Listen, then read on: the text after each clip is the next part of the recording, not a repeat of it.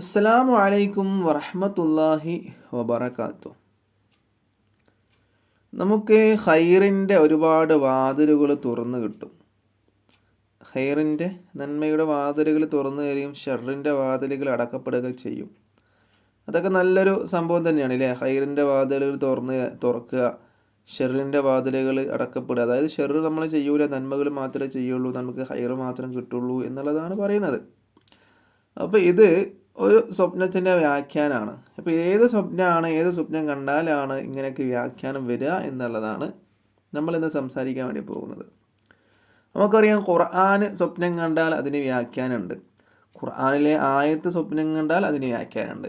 ഖുർആനിലെ സൂറത്ത് സ്വപ്നം കണ്ടാൽ അതിന് വ്യാഖ്യാനമുണ്ട്. ഖുർആൻ സൂറത്തിലെ ഒരായത്ത് സ്വപ്നം കണ്ടാൽ അതിന് വ്യാഖ്യാനമുണ്ട്.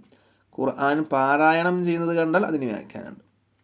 അപ്പോൾ ഖുർആനിലെ അതിമഹത്തായ ഒരു സൂറത്താണ്